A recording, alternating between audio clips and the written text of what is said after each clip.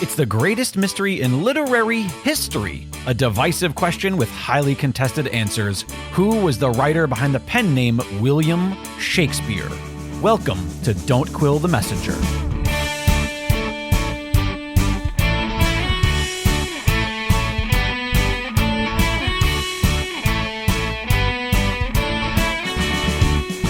Here's your host, Stephen Sable. So glad to be back here with you, Quiller Nation. You are this show. After 4 years of bringing you new and hopefully intriguing episodes, I have learned a great deal about this mystery we all seek an answer to. And I have also learned how important it is to be a member of this Quiller Nation. Without the 17 of you loyal listeners out there who stream us fortnightly, this series would be nothing more than me geeking out with my incredible guests. Thankfully, though, you loyal 17 have always been quick with your comments, suggestions, and interests regarding future episodes. And during the past 4 years, I have seen three major areas of comment that have become most prevalent. Number one, the Quiller Nation wants more information about the details of Edward de Vere's life and how that and his personal connections are depicted in the writings of Shakespeare.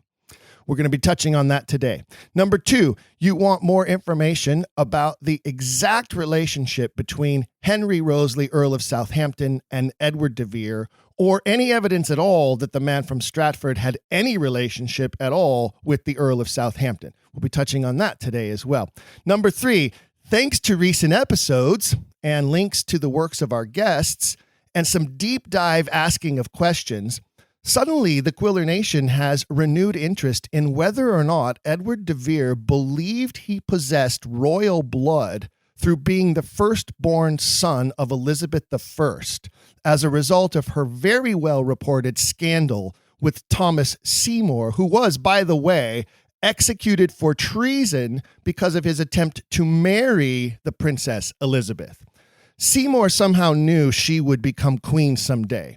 Was it possibly because, and only because, Elizabeth was pregnant with a child that she escaped the executioner's axe and Thomas Seymour did not?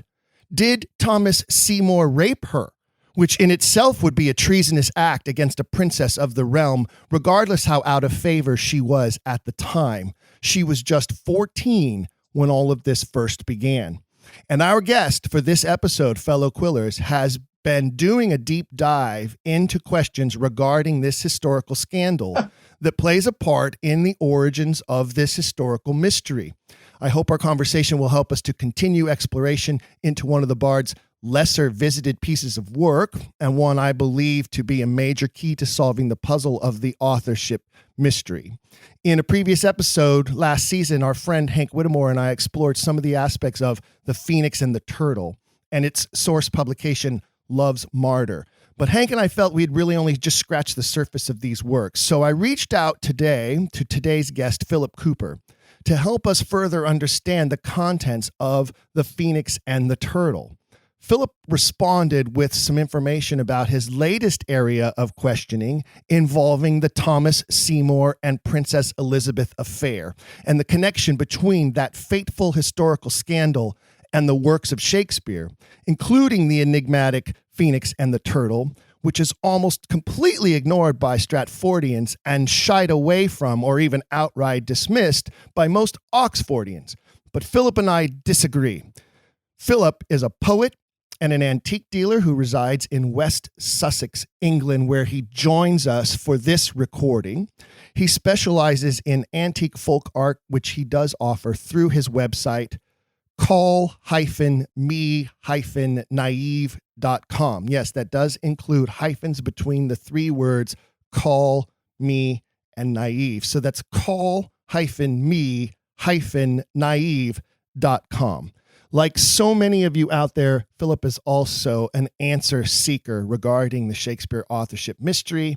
And at his website, you can find some of his poetry and his work on the Phoenix and the Turtle, namely his essay titled With the Breath Thou Giv'st and Takest, as well as his latest work on the Virgin Queen or Not, which he is here today to discuss with us now. Philip, welcome to the Quiller Nation. Pleasure to be here. I'm thrilled. Yeah, no, it's excellent to talk to you. Well, to go back a little bit from what you were just saying, now I've read Mark Anderson's book, Shakespeare by Another Name, which is, in fact, I've looked at it so often that I've had to sellotape the front and back covers back on it because it's been so looked at, it's fallen to pieces a bit. Although it's a sort of Oxfordian Bible, personally, I think it's rather unfortunate the way it begins. Because I don't really sort of agree with anything that he says in the very first paragraph of the first chapter. So that's a bit unfortunate. So what it says is, on April the 12th, 1550, in the private apartments of a British stone-walled medieval fortress, a lord and lady welcomed their heir into the world. If the boy survived, the child's father, John de Vere, 16th Earl of Oxford, would henceforth rest assured that when he died, his own son would carry forward the title of 17th Earl. Well, to my mind, almost none of that is true, because Edward de Vere was not born on April 12, 1550. He was born on the 14th of July, 1548, which was approximately 8 weeks before Princess Elizabeth's 15th birthday. One thing he does say that's interesting there, though, he says, if the boy survived. Now, something recently I've just noticed, and I do believe is true. So this agrees with a lot of other things. The more you look into Oxford's life, the more you find that he is no ordinary mortal. He's an extraordinary person. And what I've discovered is, and it does mention this in King John, so if you're ever reading anything about bastards in Shakespeare, what you need to bear in mind is this is very possibly Oxford talking about himself, because he was not just a bastard, he was one of 5 bastards. So in terms of being legitimate in Elizabethan England, there was one legal prince, and that was Elizabeth the Queen. And to my mind, there were 5 illegal princes, or as Oxford refers to them, 5 bastards. So what's described in King John is the line, full 14 weeks before the course of time. And this relates to the fact that Edward de Vere was prematurely born. He was born 14 weeks before the course of time, which of course is week 26. And that is interesting because if we look at King Lear, then there's a very famous line in the first soliloquy, which is, I'll just find it. For that I am some 12 or 14 moonshines lag of a brother, it says. So when I first read this about 12 or 14 moonshines lag of a brother, obviously moonshines relates to Elizabeth. And when he says that I am, this also alludes to one of his most favorite sayings, which is, I am that I am, which he gets from the Bible, which was what God suggested Moses should say to the Israelites when he was trying to deliver them out of Egypt back home. So when he says, so what I noticed was 12 or 14 moonshines, the 14 in the quarto of King Lear is actually written in digits. So 12 is written like normally, and 14 is written in digits. So if you add those together, you actually get 26. So this is not only the week he was born at, his gestation week would have been week 26. So, I mean, and this is also mentioned But right at the beginning of King Lear, this is mentioned as well. If I can just find where that is. In fact, it's on, I think it's right on the first page.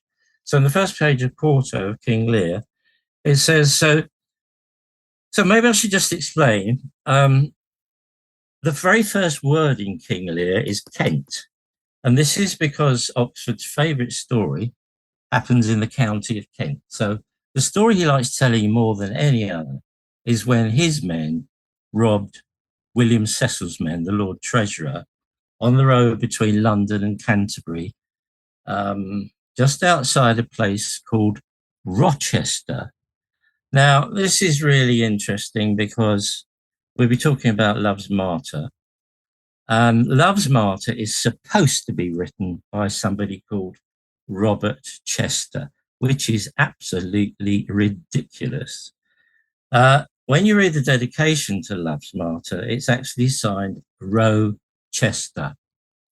So what Rochester means is Rochester. So he's alluding to his very favourite story when his men rob William Cecil's men at Gad's Hill. So King Lear, so Kent's the first word, and then we have Gloucester 2 lines later. And the character Gloucester is completely based on Edward de Vere's father, Sir Thomas Seymour, because their stately pile just happened to be in the county of Gloucester. So their stately pile was Sudeley Castle in the county of Gloucester. So that's why Gloucester's called Gloucester.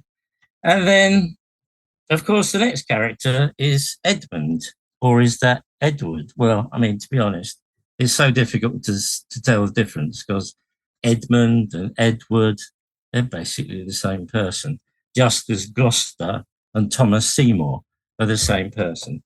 So the line I was going to read you was, but I have, Gloucester speaking, but I have a son, sir, by order of the law. This is a legal son, some year elder than this, who yet is no dearer in my account, though this knave came something saucily to the world before he was sent for. So this is what he's alluding here. Before he was sent for, this is the same as 14 weeks, being 14 weeks prematurely. Yet was, but then it goes on to say, but was his mother fair? So that's a little introduction into what I wanted to be talking about. I love the connections that are already forming there in what you're talking about, in the sense of King Lear being the only play that is named for a monarch as the title character, but that is purely fiction and has nothing to do whatsoever with the real Can I just say, I know record. This is ridiculous. Can I just say, I know this is obvious, ridiculously obvious, but how close King Lear is to King Lear, I mean, and that is something that very, very nearly came a reality, because we know that Elizabeth and Oxford went to see the only man that could marry him, so in fact it came very close to reality, but it wasn't something that came off. But I think the man that was supposed to marry them was a bit worried that Oxford was already married to somebody else, like Anne Cecil, William Cecil's daughter. So that was a bit tricky. Indeed. And, it does paint a very, sort of a convoluted picture by trying to piece this puzzle together. But what you raise is a good question as to why would he use the name Gloucester in the story of King Lear? Why would he use Edmund and Edgar and use that to refer to bastards the way that he does and play it out the way that he does? Because it is, like I say, it is a purely fictional tale, and it is not anything to do with history. You'd mentioned King John, which obviously has the most famous bastard in the canon, but yet there's a historical connection to King John, and it does relay some historical truth and fact inside the play of the real King John. So there's a difference there between the two plays, in that one is, historical fiction and the other is pure fiction. But is it pure fiction if it is him trying to tell the story of his own life and his own beginnings. And when there are people listening right now going, wait a minute, you got me confused. You've already gone down the rabbit hole and I'm not sure I can follow. One of the biggest questions that people have had for a very long time about Edward de Vere involves his signature. And if I'm correct, Philip, he signed his name quite often using this very elaborate drawing of a crown involved with his signature that people have always questioned why he did that. No, it isn't a crown. It's not. No, it isn't a crown. It's a coronet, I think. Okay. It's a coronet. A coronet, because he couldn't wear a crown because he wasn't king, but he could wear a coronet if he was a prince, correct? If he was an earl, I think. If he was an earl, he could wear a coronet. So there's no connection there between his signature and his belief that he may have had royal blood? I'm not sure about that, to be honest. No.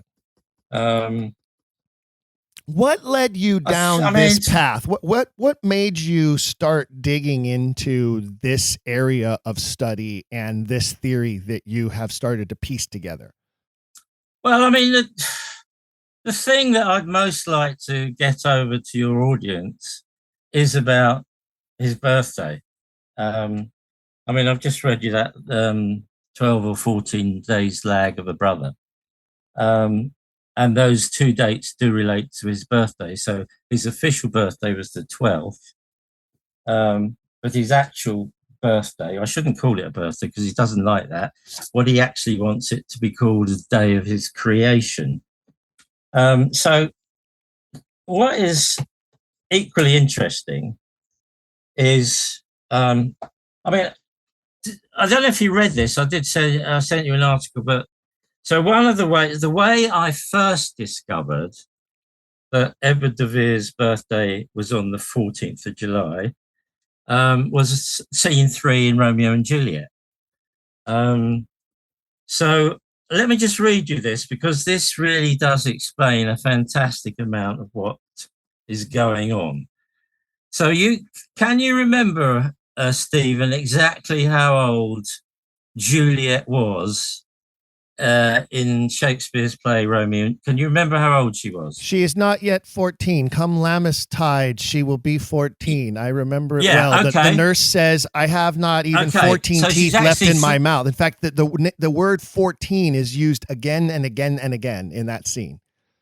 Yeah, exactly. So she's actually 13. But when you read it, I'll read that bit that you just alluded to, because it is terribly important.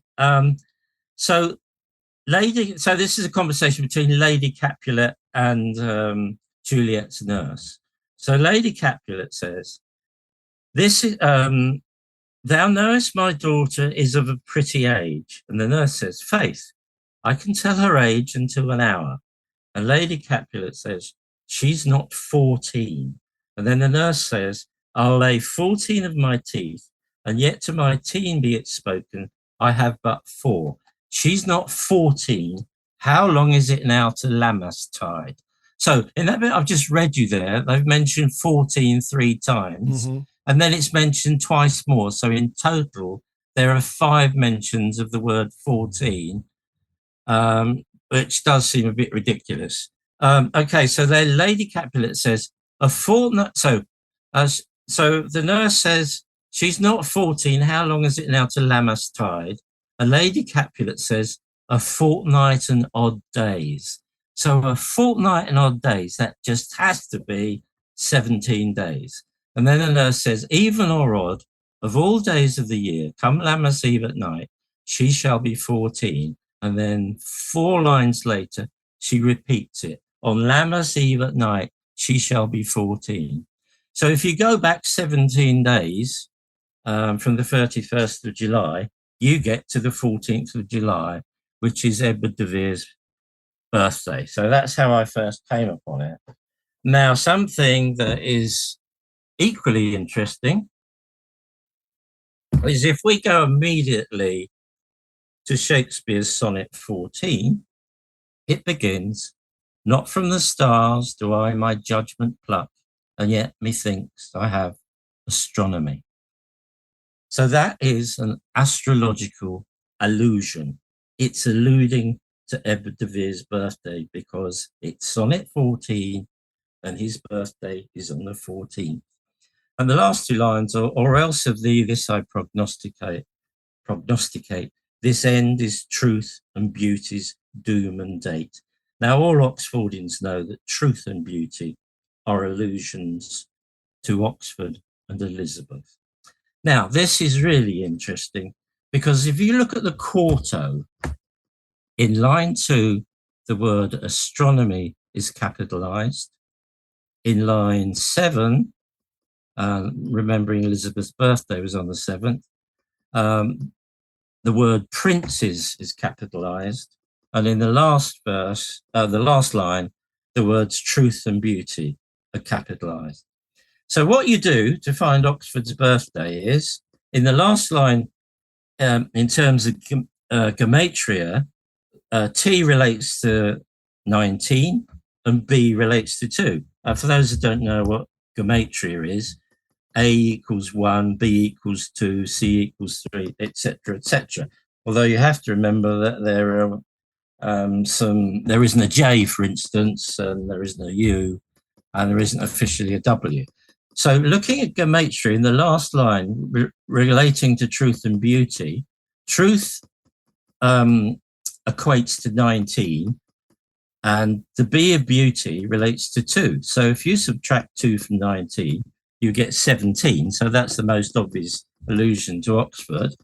And then with the other two words I mentioned, astronomy of princes, then P is 15 and A is 1. So if you subtract 1 from 15, you get 14. So 17's birthday is the 14th. That's exactly what it means. So does that make sense? It does. That makes a lot of sense. And it, one of the things that I have always said that I believe to be absolutely true is this writer, whenever he makes a decision about anything, it is with purpose. There is nothing arbitrary about a single word or a single line anywhere in the works of Shakespeare. And I always tell actors that he is like a composer who has composed a piece of music for the actor, the musician, to play, but that as a writer, he doesn't have at his disposal all of the same symbols and tools that a composer has. All he has is punctuation and capitalization, and he uses it very specifically where he wants you to know something.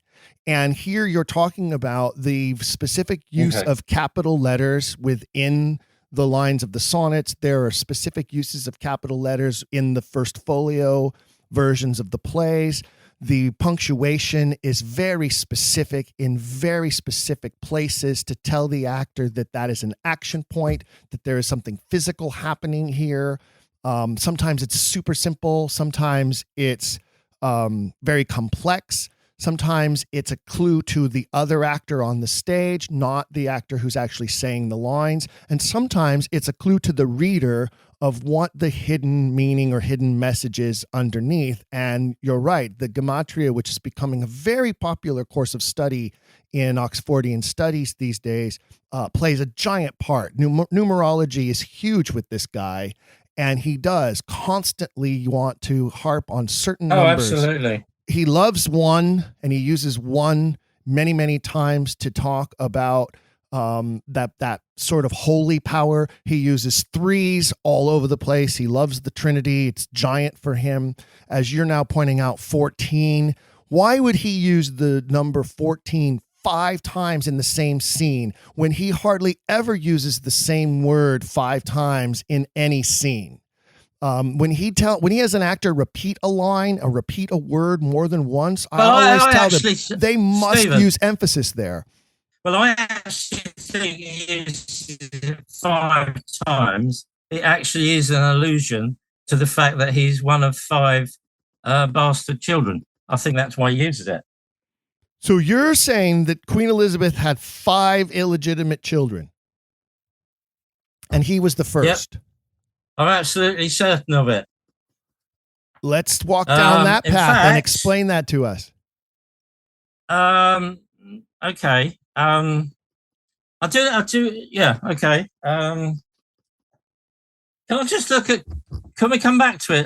Can I just look a bit further at King Lear? Okay, sure. Okay. So obviously the first soliloquy we were just looking at. Is that the famous Edmund soliloquy we're talking about? Yeah, so it's the one that ends up, "No, God, stand up for bastards." Well, right. It's a very popular audition monologue for actors to use. I've seen it performed probably 100 times or more in auditions by actors who use that piece to audition for Shakespeare. Yeah, I doubt if they really understand the full meaning of it. So there's something else that's absolutely critical in terms of gematria. So for instance, "For that I am some 12 or 14 moonshines lag of a brother." So this word lag, it's the only use of the word lag in the Shakespearean canon. So the L equates to, obviously, to 11, the A equates to 1, and the G equates to 7. So you get 19. So one of Oxford's brother was Robert de Vere, the second Earl of Essex. So this is the direct allusion to Essex. And then there are a couple of other obvious ones. Well, very obviously, if you look at Sonnet 19, so that's another allusion to Essex. It starts devouring time.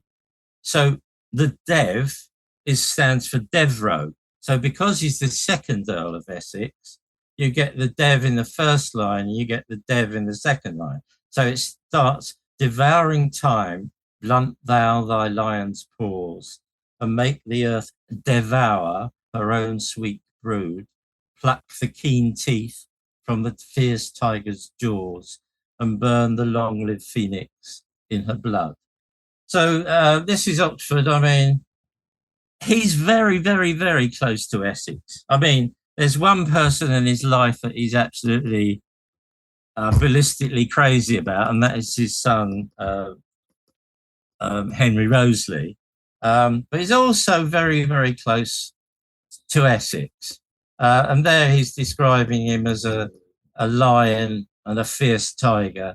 And that's exactly, and actually these are the most condemning things, I think, in the sonnets that he says about Elizabeth is, "And burn the long-lived phoenix in her blood." Well, he's written this shortly after Devereux's had his head removed from his body, so he would be a bit annoyed, to say the least. Well, yeah, he basically condemns her for, what's he say there, devouring her own brood. If you're correct, and Essex was another one of Elizabeth's illegitimate sons, she consented to having him beheaded and thus devoured her own brood. Yeah, that's actually strictly, she was forced into it by Robert Cecil. She absolutely loved Robert Devereux. They were very, very close. I personally think that she probably had an incestuous relationship with Oxford, with Essex, and also with Roseley. So I think now you can see that she has these 5 illegitimate children, and this is a bit like I forgot what it's called in the Middle East, where you have a group of women for a harem, for the sole purpose. A harem? Yeah, a harem. So in the sense that you could use the word spare, I suppose, because it's quite popular at the moment. You could say that she had 5 spares in having these 5 princes that she could almost as little playthings in a way. But I do think that Oxford was she was very, very fond of Oxford. And he says in the sonnet somewhere that he can't be dispensed with. I forget the exact words he uses, but he uses words to that sense, that he's so important to her that she cannot do without him. So if we could just have another quick look at King Lear, because a bit further on, so you were talking about numbers, so the number 3. So in terms of nomenclature, I have a special meaning for this, and it's called Sacred 3. So Alexander Warren mentioned this when he was deciphering the sonnets dedication, so that when Oxford says anything that's very important to him, he repeats it 3 times. So this is what I call a Sacred 3. So you get this with the Edmund or Edward's 3 sonnets, not sonnets, soliloquies at the beginning of King Lear. So we had a brief look at the first one. So the second one, we just learn such a lot more. This is the one that starts, "This is the excellent foppery of the world, that when we are sick in fortune, often surfeits of our own behaviour, we make guilty of our disasters the sun, the moon, the stars, as if we were villains on necessity, fools by heavenly compulsion, knaves, thieves, and treachers by spherical predominance." Now here Oxford starts talking about his real father, Thomas Seymour, who was known to be a bit of a drunkard, a bit of a liar, and a bit of an adulterer. So he says he describes them as drunkards, liars, and adulterers by an enforced obedience of planetary influence, and all that we are evil in by a divine thrusting on. Now, well, he was Lord Admiral after all, so basically he behaved like a typical sailor. That's what you're telling me. Yeah, you could say that. But although he didn't, in this particular instance, because this actually refers to Oxford's conception.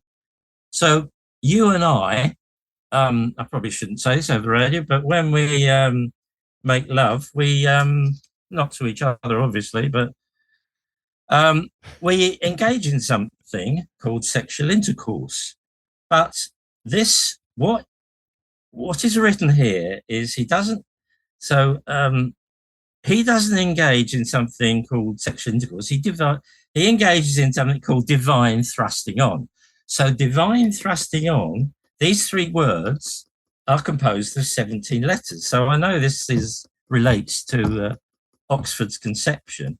And then the very next words are an admirable evasion of whoremaster man. So again, Edmund is talking about his father. An admirable evasion. So the word...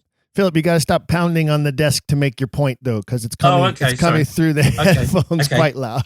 I love how passionate you are, and that is super contagious. Sorry, I didn't realize that. Yeah, awesome. Okay, so this is really important. Where he says an admirable evasion, admirable. So admiral, his father was an admiral. So admiral is a marsupial of the word admirable. So you know he's talking about his father. And all that we are evil in by a divine thrusting on, an admirable evasion of whoremaster man to lay his goatish disposition on the charge of a star. And then he says, my father compounded with my mother under the dragon's tail, and my nativity was under Ursa Major. Well, Ursa Major, that's the bear. So that it follows, I am rough and lecherous, like a bear. Fut, I should have been that I am, had the maidliness star, which is Virgo, in the firmament twinkled on my bastardizing. So he's asking for his mother to help him out a bit, but she never does that. He's born a bastard and he dies a bastard. But there it says, so that it follows, I am rough and lecherous, but I should have been that I am. So I think in the quarto, these words, I am that I am, almost follow underneath each other. So this is another case of him using these words that are very important to him that he used in a letter he wrote to William Cecil. I think it was in 1584, and he uses this. He says, I am that I am. So he said something like, I don't want you to be treating me like a child, like a ward anymore, or something like that. So now the other thing that's interesting about this, this same phrase, I am that I am, appears in Sonnet 121. Now, I've been looking very closely at Sonnet 121, and personally, this is the one that starts talking about things being vile. Personally, I think it's probably about incest. So, I am that I am. So, something I noticed about this is that in terms of gematria, I am that I am converts to the number 91. So with individual digits, that's 9 and 1. So 9, so the most Christian of numbers are 3 and 9 and 19. So we see how he uses 19 specifically when he's relating to Robert Devereux, Essex. 9, he likes to use for himself. So with the numbers 91, 9 he likes to use for himself, but 1 is also a very important number because when you look in the Bible, it says that, so in Hebrew, God's name actually is 1. So that's how this is the word he uses all the time when he's referencing Henry Roseley. So looking at the phoenix and the turtle, you'll find the word 1, which is an expression of sacred 3. The word 1 appears 3 times only in the phoenix and the turtle, and I do think this is an allusion to Henry Roseley. So, I mean, if you do want to talk about the phoenix and the turtle, now might be a good time to do it. Very good. And I do believe that we have in previous episodes touched on that sacred 3 and the 3 1s and the idea that those 1s represent himself, the Queen, and their son, Henry Roseley, the prince. Well, I call them the Tudor Trinity. So, I mean, it's perfect because it's the Tudor Trinity. So he likes to make this allusion. So getting back to what I was just talking about 1 being the Hebrew word for God. So this is perfectly mirrored when you look at Sonnet 111. So he sees Sonnet God, God, God.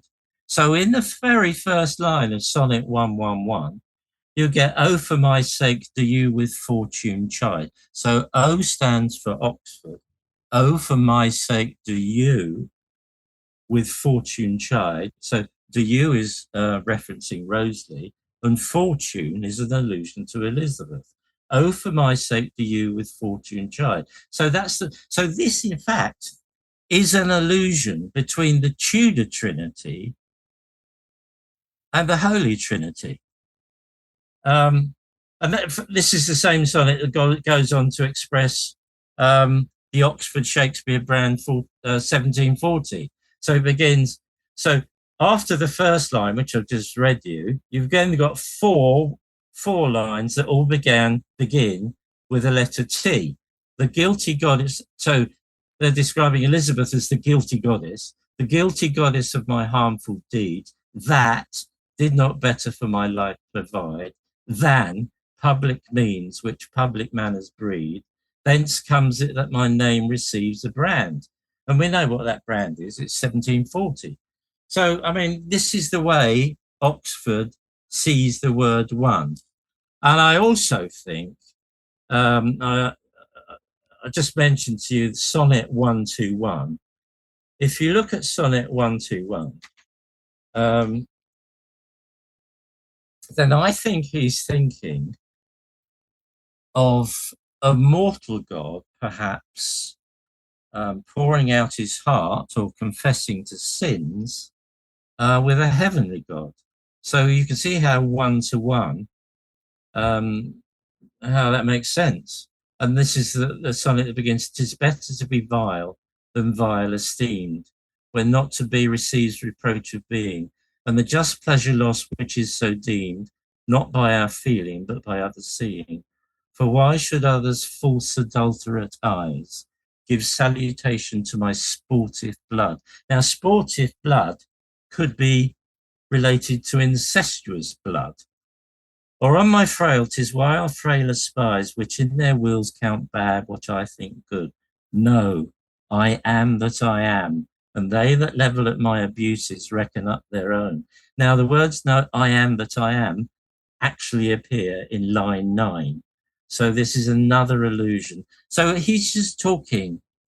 He may be responsible. Well, I'm absolutely certain he's responsible for incest because he's the father of Henry Roseley. And Henry Roseley's mother is Queen Elizabeth. So he has to be involved with incest.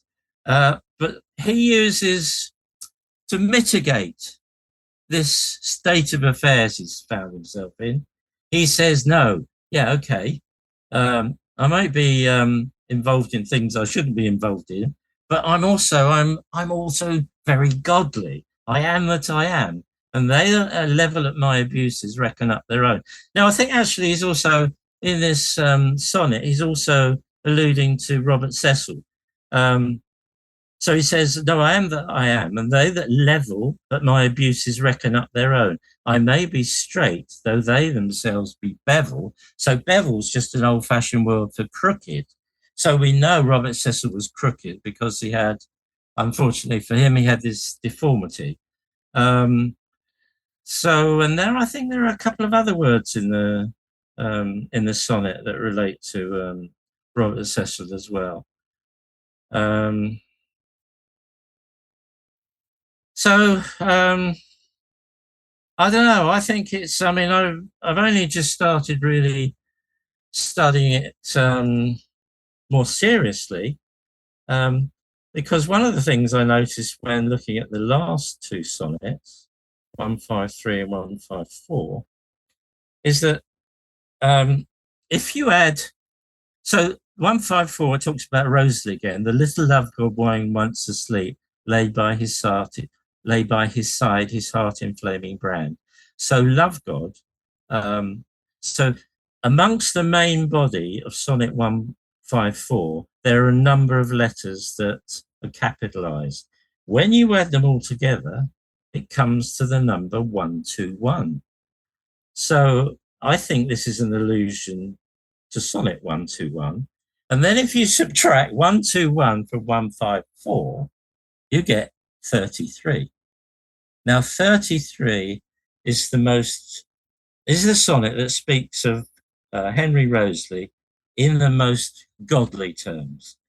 I mean, I don't know how anyone can read sonnet 33 and not think that the author is referring to him in godly terms, because it's just all over the sonnet. He's got a sovereign eye. He's got a golden face. He gilds pale streams with heavenly alchemy. And then he alludes to the fact in 1574, Elizabeth is seen stealing unseen to West with this disgrace. So that actually is line 8. And then in line 9, you get, "Even so, my sun won, early morn did shine." My sun won, my godly son. So Elizabeth is stealing to the West in 1574, and she goes to Bristol, and then she goes on to Bath, where she arrives exactly 3 months after the day Henry Roseley was created. And he was created on the 20th of May, 1574. And when you look at sonnet 20, this is a portrait of Henry Roseley. Right in the middle of the sonnet, when you look at the name Hughes there is spelt with a capital H, and it's italicized as well. So you've got the word Hughes, which is a marsupial, obviously, of the word Henry Roseley.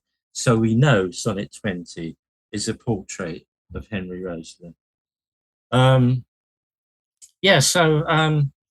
I've just really looking at these three sonnets, Sonnet 33, Sonnet 121, and Sonnet 154. And I'm going to call them Oxford's triptych, although I haven't really come to the bottom of it yet. Something I would just like to, sorry, we're darting here and there and everywhere, but no, that's quite all right, Philip. And I love the fact that some of the things that you're saying are only adding layers to the theories that have already been presented in this series over the years of these connections between these major players and the dynastic succession issue that was looming over them all.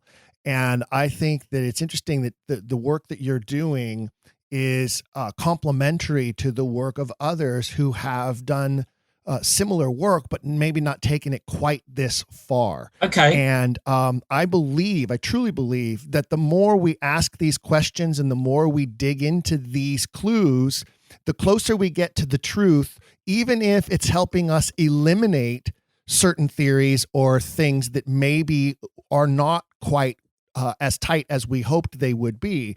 But I'm following you the entire way here, brother. I'm with you. And one of the things I'd also like to point out to the listeners is that you maybe don't have a PhD in historical research, but you could possibly have a PhD in antiquities and the study of antiquities, because in your line of work, I can't imagine the thousands of hours you have had to spend in discovering the provenance of the items that you offer through your antique business. And I would assume that, I don't know a lot about antiques or the study of antiques, but I would assume that before you put an item up for sale, you do your research on that item and find out what its provenance is, what its value is, or how else could you possibly conduct a business. And I would think that the skills that are required for that business are very similar to the skills required in researching this issue and this mystery. Would you agree with that?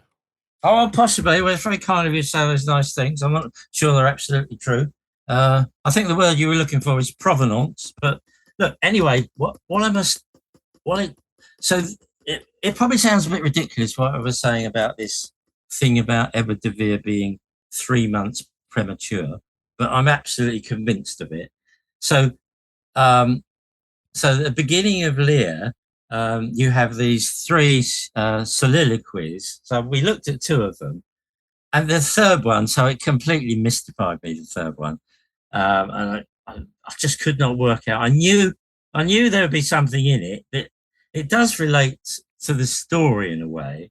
So let me just read it to you quickly. So it says, I do serve you in this business. This is Edmund talking, obviously. I do serve you in this business, a credulous father and a brother noble, whose nature is so far from doing harms that he suspects none, on whose foolish honesty my practices ride easily. I see the business, let me, if not by birth, have lands by wit. Now, it took me ages to work out this, but it's very, very simple. When you get to the word wit, it's the 48th word. So Edward de Vere's birthday, I keep harking on about this, is actually the 14th of July, 1548. So that 48, that's the wit is the word 48. So that's what he's relating to. And then you have this next line. It's followed by a further line that has 9 words in it and 33 letters. Now, unfortunately, when I was trying to unscrabble this, I forgot to look at the original. So when you look at the quarto, the line reads this: all with me's meet, comma, that I can fashion fit. So when I read that, I thought, well, that's absolutely rubbish. That makes absolutely no sense at all. That is gobbledygook. And in a sense, it is gobbledygook, until you start to look at it a bit more carefully. So what he's trying to tell us here is that he wasn't born at 9 months. he was born at 6 months. So it's all with me's meat. So then when I first saw it, I thought, well, me's, why is the word me's, M-E apostrophe S? He's written this line of doggerel, but then he's put in a word that's got M-E apostrophe S. That's a bit strange. So what it actually is, you can see the line of 9 words is divided by the comma in the middle, all with me's meat, comma, that I can fashion it. So it's 4 words and then 5 words. And the first section, you can also divide. So it's all with me, and then the S and meat go together. So in the first section, up to the comma, you've got 15 letters, and it's, of course, 33 letters in total. So if you add those together, you get 48. And then the second section is 18 letters.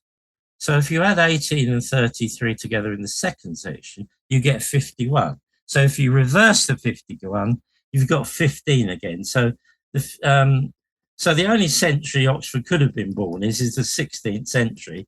So you've actually got, so it's explaining there in the first section with all with me.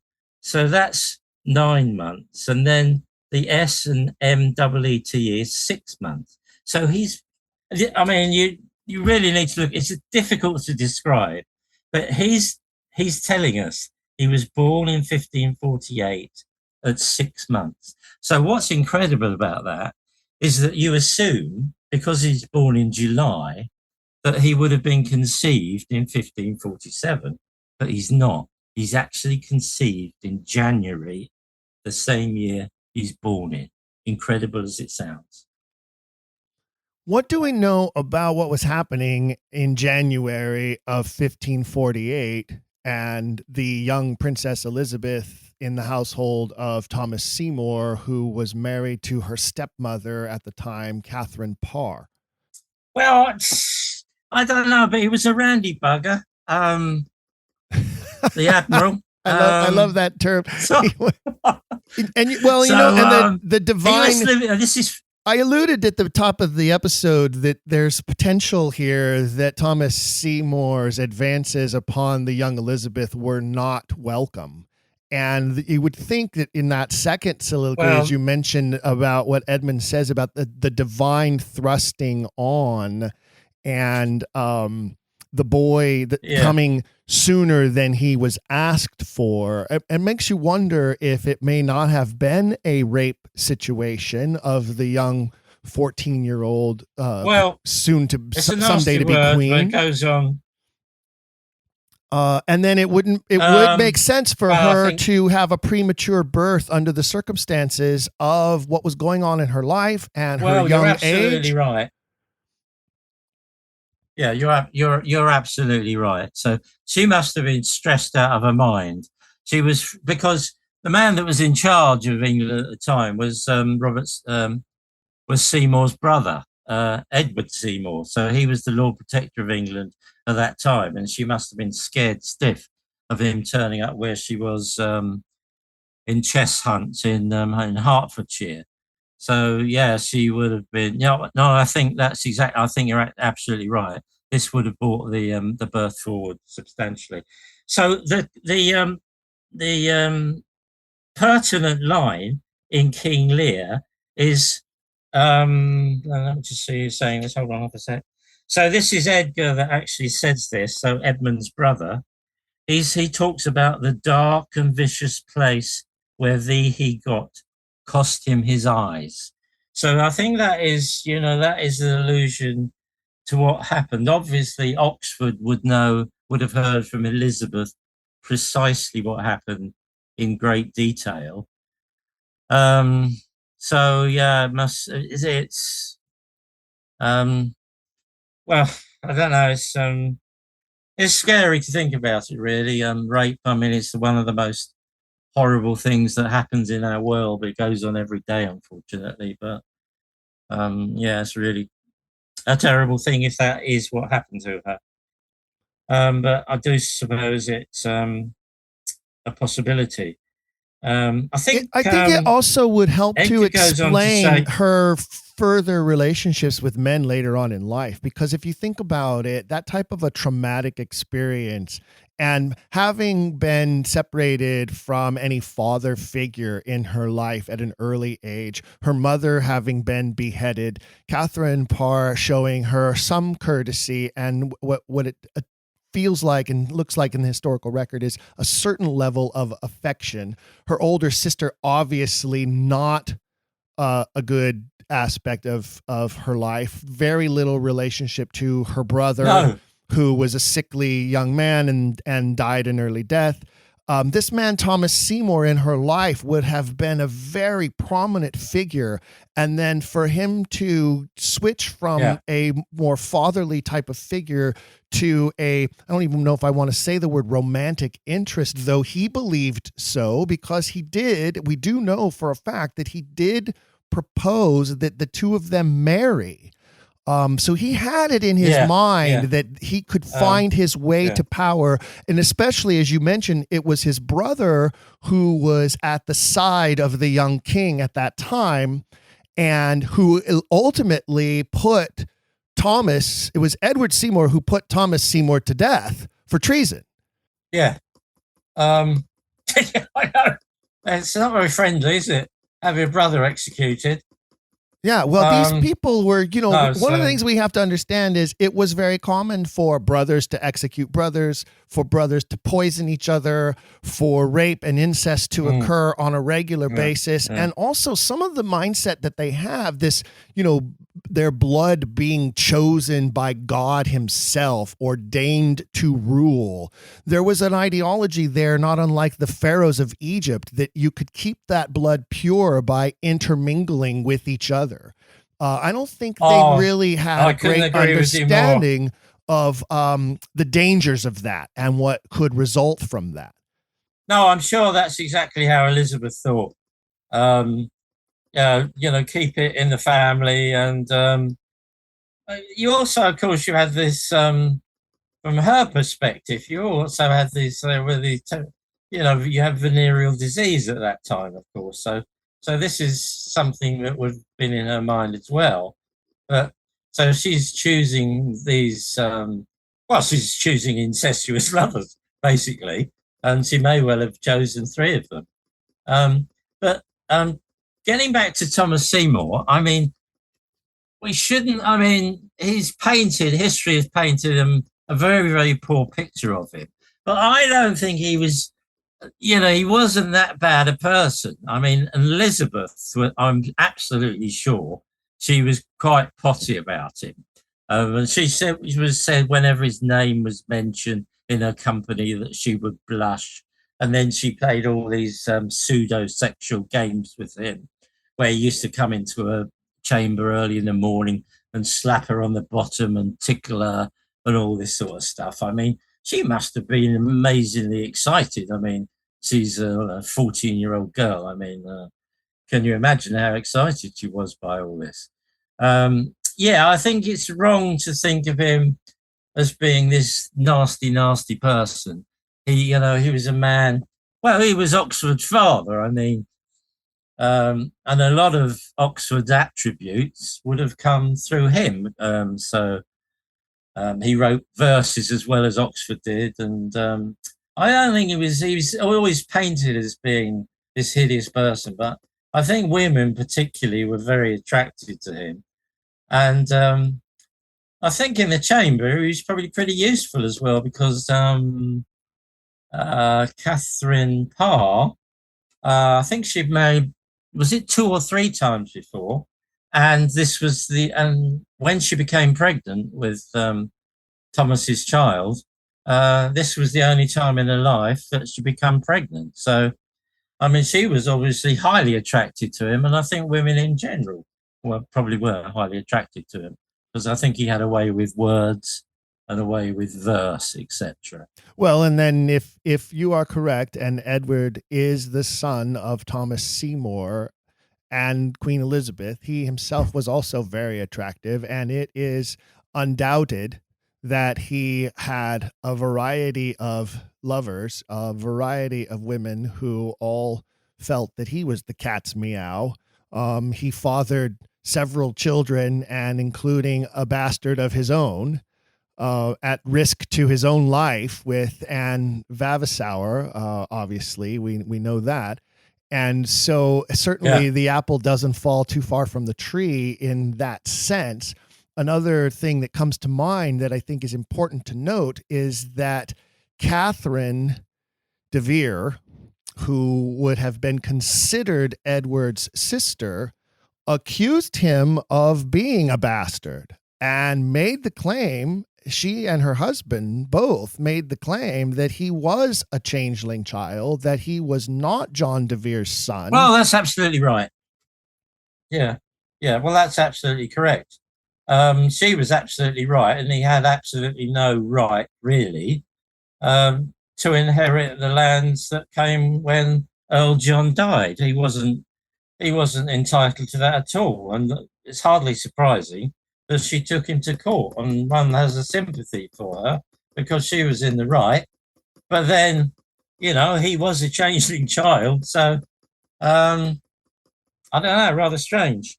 They're probably lucky that they didn't lose their heads over making that accusation, obviously knowing some of the inside details and risking the whole thing blowing up in everybody's face with that accusation.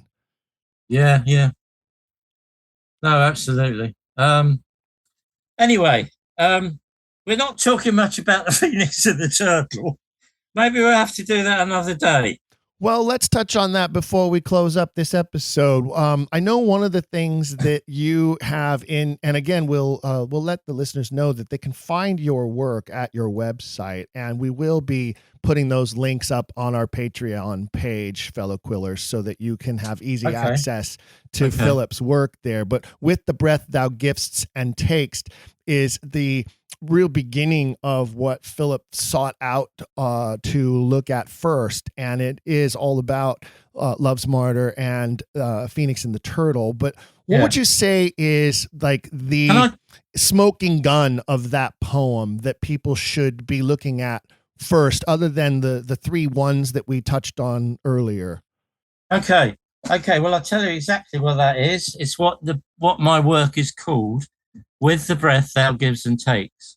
So what that alludes to is when Elizabeth gave birth to Essex, she gave him breath.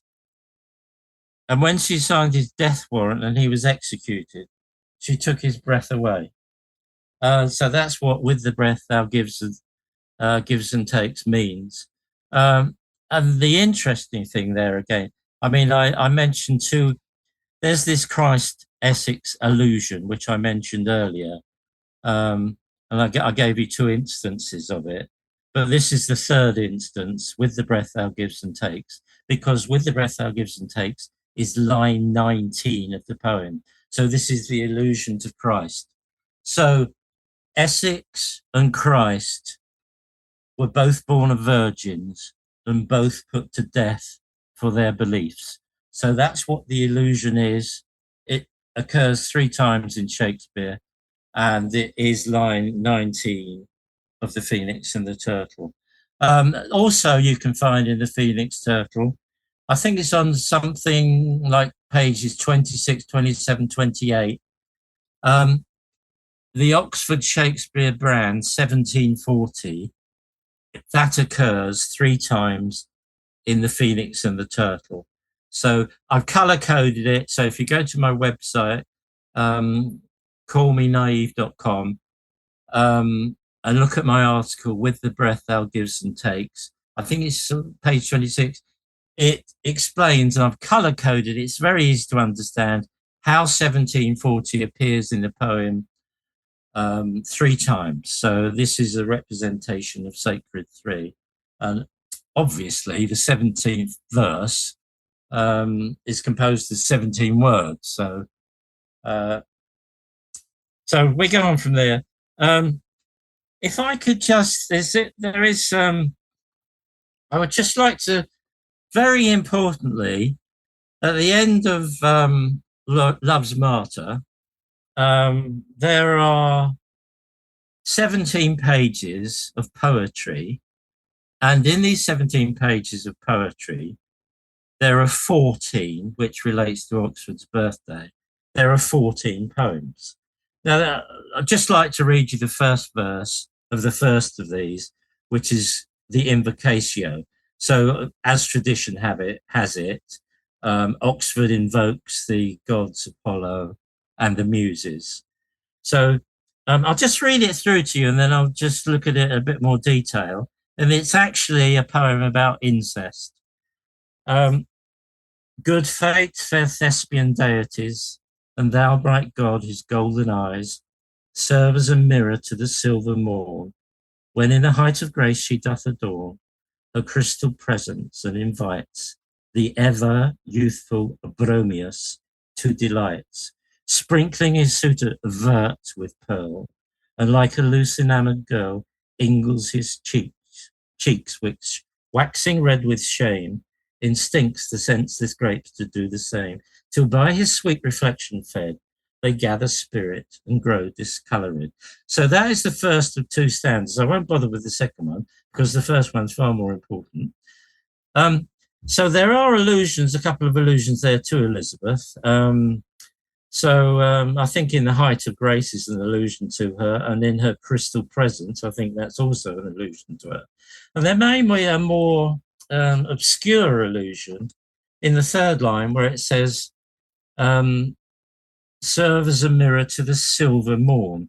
So when Elizabeth was 11 years old, she translated a work out of French into English prose, which was written by the King of France's sister, Marguerite Angoulême. So this text was actually about holy incest. So she was interested in incest at a very early age, at the age of 11, as I just said. So I think Mirror to the Silver Morn might be an allusion to Mirror to the Sinful Soul, which is what the work was called that she translated. So if we look at this in a bit more detail, good fate, fair Thespian deities, and thou, bright God, whose golden eyes serve as a mirror to the silver morn, when in the height of grace she doth adore her crystal presence and invites the ever youthful Bromius to delight. So we got ever youthful Bromius, and funnily enough, when you count all the capitalized words, Bromius is the 17th capitalized word. So we know Bromius alludes to Oxford.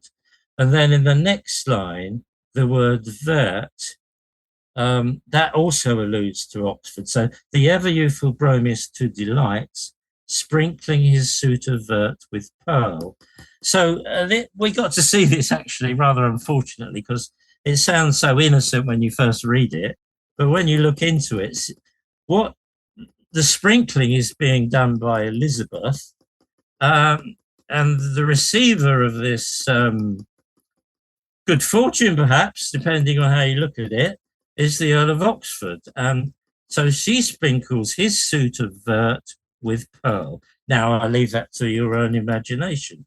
But exactly the same thing, almost exactly the same story, you can find in A Midsummer's Night Dream.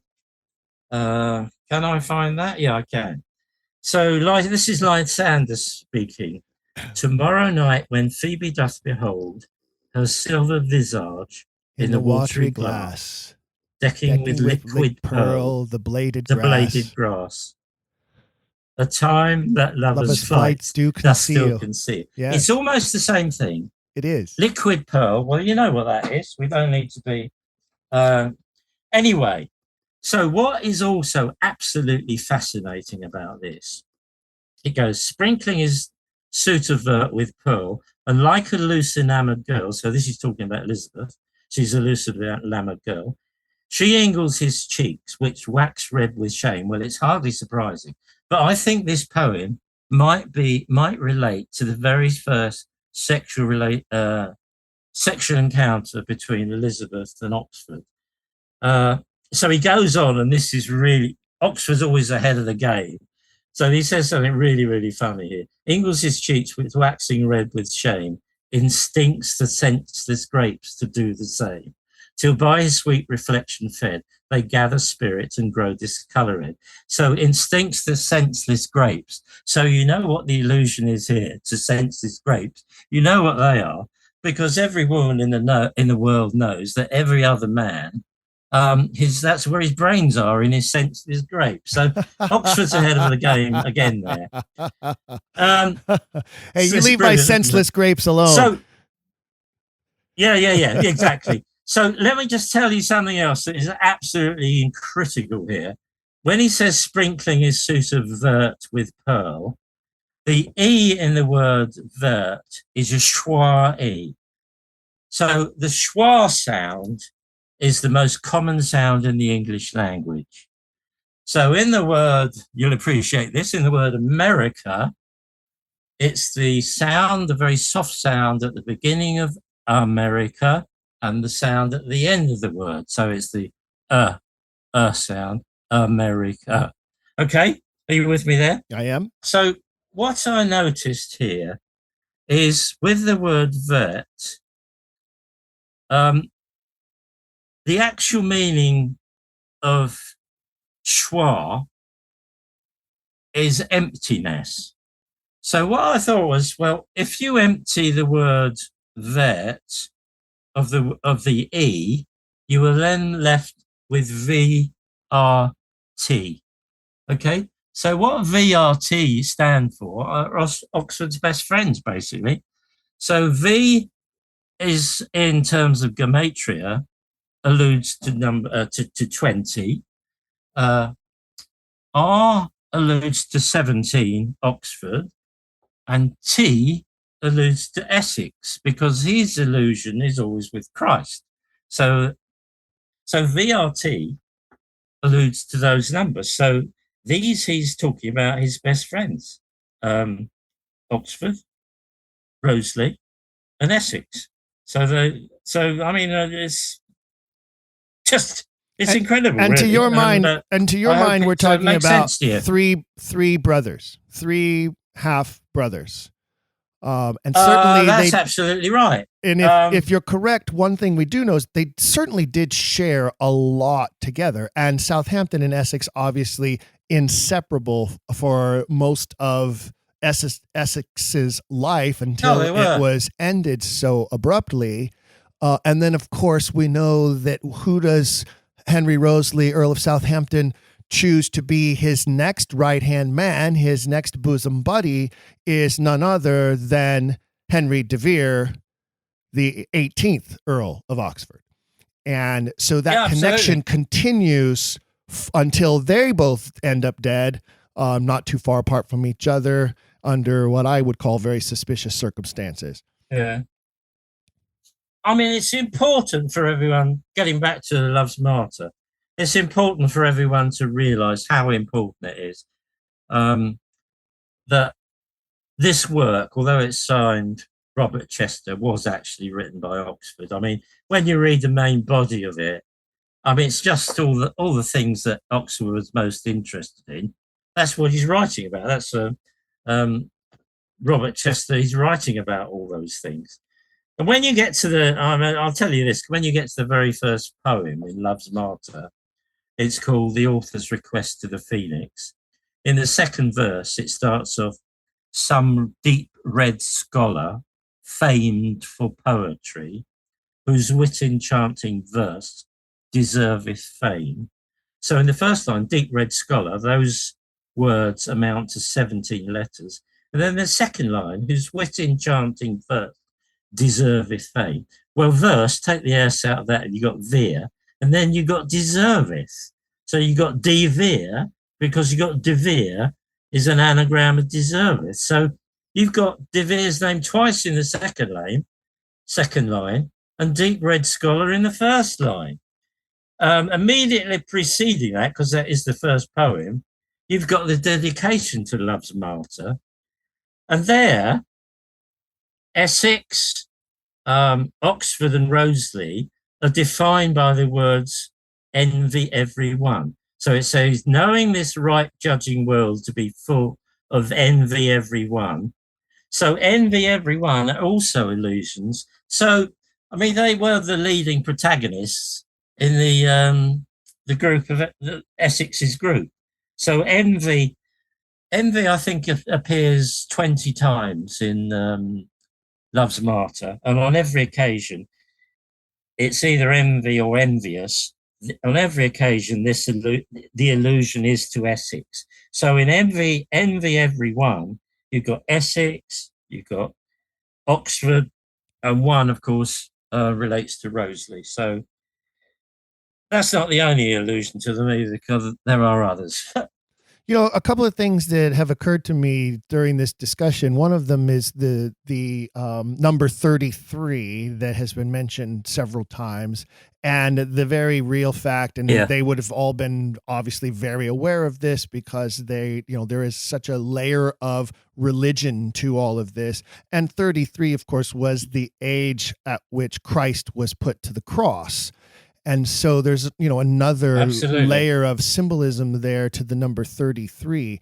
And then another thing that is like growing in my mind as you explain these connections and Oxford's painting of Essex in so many ways. And many people say Henry V is also a painting of Essex in a lot of ways. And I have to wonder now if this older man, who would have then been the older brother, and in the case of Southampton / father, who saw these two men as princes of the realm, I often now wonder if he didn't play a larger role behind what we call the Essex Rebellion, and therefore felt a tremendous deep layer of guilt for having played a part in that brought about the death of Essex and almost the death of Southampton. Well, I think you're absolutely right there. In fact, he does mention that somewhere in the sonnets. What I should also tell you is immediately following The Phoenix and the Turtle, there's a poem called A Narration. It's called A Narration and Description of the Most Exact Wondrous Creature Arising Out of the Phoenix and the Turtle Dove's Ashes. And this creature is Henry Rosalie. And it's actually 26 lines long, which is interesting to, as we've been saying, as I was saying, that in terms of gestation, Edward de Vere was born at week 26. But when you get to line 14 in this, I won't read it out because it's 26 lines long, but when you get to line 14, which relates to obviously to Oxford's birthday, it says this: he describes himself as the soul of heaven's laboured quintessence. Okay, so what he's saying there is, he is the paternal figure, the guardian figure of 5 princes divinely ordained in heaven, who are the issue of Queen Elizabeth I. So the words again, the soul of heaven's laboured quintessence. So laboured, he uses the word laboured in the sense of childbirth. Quintessence, well, you know what quint is, it's 5. And the word queen, the way Oxford spells it, is a marsupial of the word quintessence. So he is the soul of 5 princes or divinely ordained in heaven that Queen Elizabeth I gives birth to. That appears in line 14 of the narration. Not only that, but the line begins the soul of heaven. So it begins with the word thee, and the word thee is also a 4th T, because lines 7, 8, and 9 all begin with the word then. So it's then it's thee, the soul of heaven's laboured quintessence. And when you look at this on my work with the breath how gives and takes, I've also overlaid this because it's the word quintessence, the Q for queen, is spelt with a special Q. And I noticed this, I've overlaid it with a pyramid. So the pyramid design relates to you'd have to look. I can't easily describe it, but so there are, in terms of Sacred 3, you have the pyramid design that centers on this one particular line. It's also a 4th T, and it's also the 14th line. So this is something above all other things that Oxford wants us to know, that he was one of 5 children. So I do think this is very, very important. So, and there's right at the end of the poem, there's a further allusion to it in the very last 2 lines. Because he says something about, in the 24th line, he said, God, man, nor woman. So that means God, man, nor woman, but a lixt of all. My labouring thoughts with strained ardour sing. My muse may mount with this uncommon wing. So when he says not a woman, he means man. And then the 25th line begins with an M for my, and so does the 26. So when you're in line 26, it's my muse may mount. So in that bottom left-hand corner of the poem, you've got my muse may mount. And that's an allusion to 5 males. So he's it's just saying, well, I've told you already what I'm the soul of heaven's laboured quintessence, but then he's confirming it in the last 2 lines with these words, my muse may mount, because they relate to males. So if he is the first, he is the first, and Henry Wriothesley is the last, being the son of absolutely him, and Essex is right before Wriothesley then in that line. No, I think yes. Who are the 2 in between? Well, I'll tell you who I think they are. Okay, so Oxford's the first. And then I think it's probably Bacon, Francis Bacon. So there's this habit they have of whether these illegitimate children that they name them they're named after their fathers. So Francis Bacon is possibly named after his father, Francis Walsingham. And then Essex is the middle child, possibly. Now, I can only confirm that I definitely, Oxford's the first child and Wriothesley's the last. That's definite. And I think Robert Devereux, the Earl of Essex, is probably the middle child.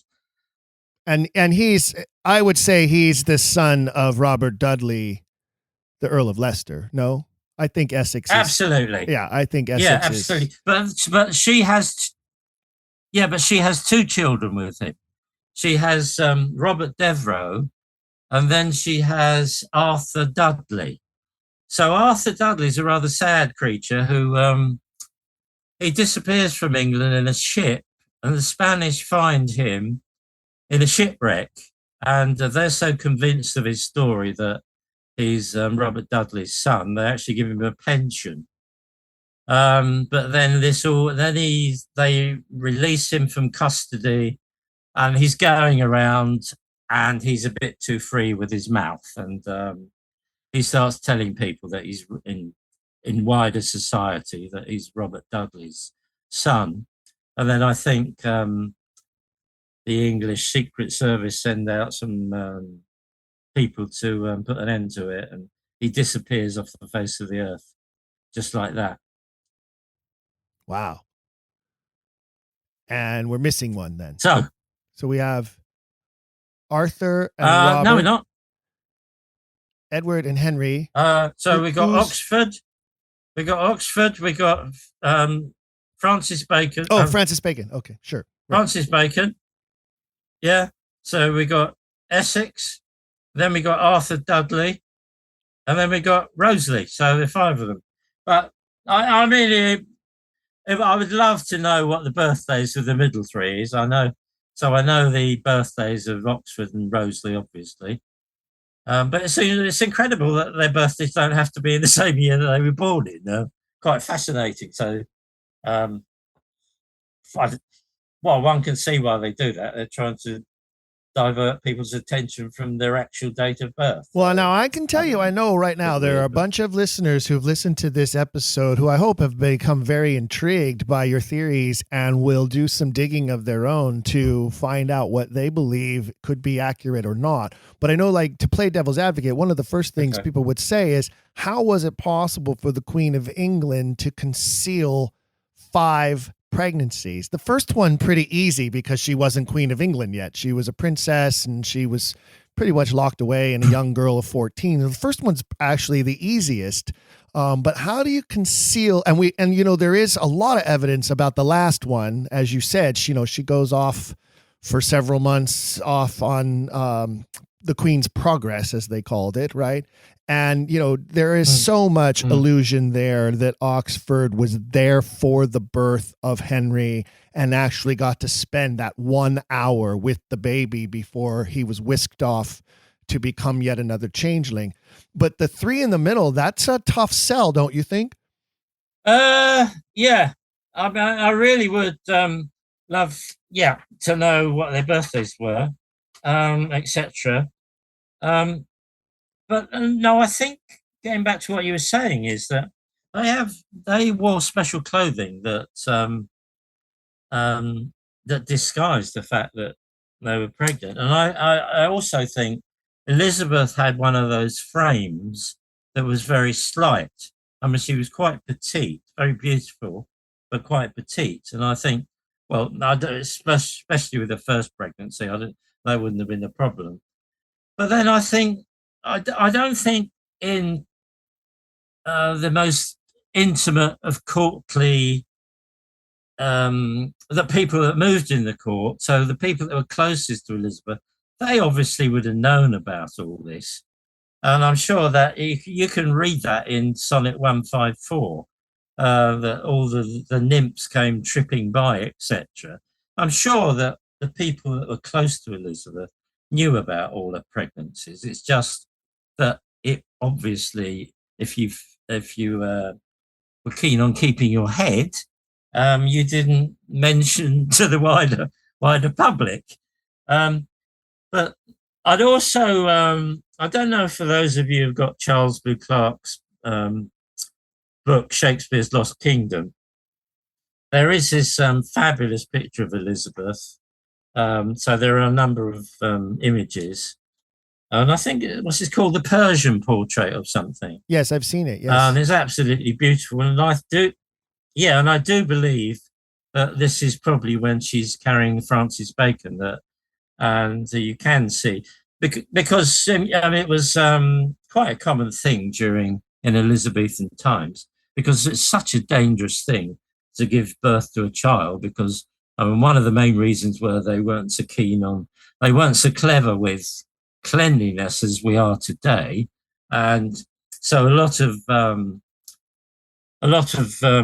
women that gave birth were either died themselves giving birth, or because of poor hygiene died themselves. So there were, in Elizabethan times, there were an awful lot of women that had pregnancy portraits done in case they died in childbirth, which is a rather sad thing.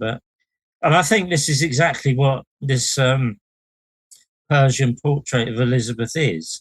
It's a pregnancy portrait, and she's not the only one that had a pregnancy portrait done of her. Plenty of other women also did that as well.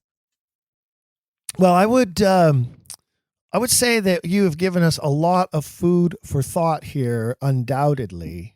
And I do know, I'm thinking again about some of the historical record, and we do have, and I would like to dig into this and see how this plays into your theory, because there is that one instance where she disappears for several days and they claimed it was food poisoning. It was that she'd be sick from eating some sort of bad food. And that could have very well been days. When's that? I can't recall right now off the top of my head. I'll have to look that up.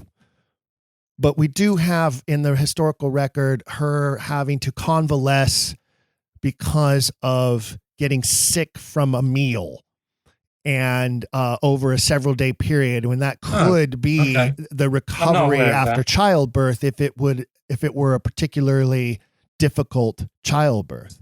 I'm sorry, you got me there. I've got no knowledge of that, but yeah, I'll have to dig that out and see where that lands, and if that actually could be overlaid with the sudden existence of one of these boys popping into the landscape not long after that period.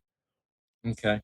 Well, before we conclude, Philip, I want to thank you for such an enlightening conversation. Fellow Quillers, remember, you can find Philip's work With the Breath Thou Giv'st and Takest, and his latest work, The Virgin Queen or Not, as well as other analysis he has conducted on various sonnets and some of his own poetry as well, which I have read as well. Philip, you're a talented man. And you'll also find some awesome folk art antiques at his website. Remember, that's call-me-naive.com. Don't forget the hyphens there, or you might not find him. Call-me-naive.com, and that will take you to Philip's wonderful website, where not only he sells his antiques, but also provides his research and his work free of charge to anyone who would like to enjoy it and take a look at it. I will also put more details in the feed of our Patreon page, which is also free to view and enjoy, folks. While you're there, you can view the various ways you can become a regular sponsor of the series. And I want to personally thank those new sponsors who have joined in the recent weeks, as well as those of you who listen regularly every 2 weeks. By our calculations, the Quiller Nation is the fastest growing worldwide population of Shakespeare authorship super sleuths on the planet. And I'm so thrilled to be a part of this Quiller Nation. Keep it growing if you would, and you can assist us with doing that, even if you don't have the means to become a monthly patron at our Patreon page. And the easiest way to give us a little boost is to make sure you rate and review the show at the various platforms where you stream our content. Just a few moments to give us a 5-star rating and a few words of support for our content helps others out there discover the series and become fellow Quillers. And now, ladies and gentlemen, let me take a moment to acknowledge this month's Quiller of the Month, Jen S. Thank you, Jen, for being a loyal serial quiller. Jake, we need a serial quiller t-shirt that only serial quillers can access. Jen, I promise to push Jake to get on that right away. In the meantime, please enjoy your free piece of Quiller swag. And for the rest of you, if you don't own any Quiller swag yet, then what are you waiting for? Show your Quiller pride by showing off some Quiller swag from the Don't Quill the Messenger swag store. You can find the link on the homepage of our website. And honestly, just so you know, Dragon Wagon Radio doesn't make very much money at all in revenue towards the cost of producing the show off of the swag items. But I personally want people out there wearing Quiller swag because it helps share the message we all believe needs to be heard. There is a great mystery here. Together, fellow Quillers, we may solve it once and for all in our lifetimes. That said, please know that my number one goal is to ask the questions I think you want answers to. Admittedly, many of my questions are all my own for my own edification. But I will say that it is easier for me to do the job of asking the questions you would ask if you loyal 17 listeners would just send me your comments, suggestions, and questions to contact@don'tquillthepodcast.com. Say that email out loud with me, contact@don'tquillthepodcast.com. Send your requests so we can continue to ask questions together. I like that. Let's continue to answer questions together, Quiller Nation. I think we can. But until the next time we can pursue this mystery together, we will do it on our own as we commit to our motto. Say it with me.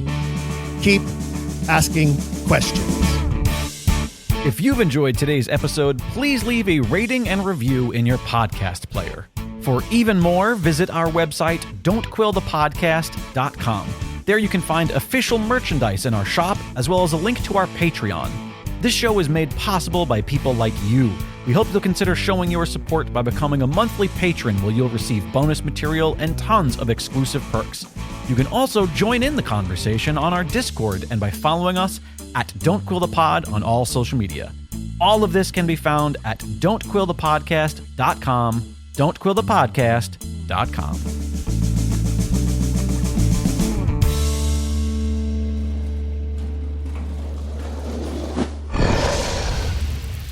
It's Dragon Wagon.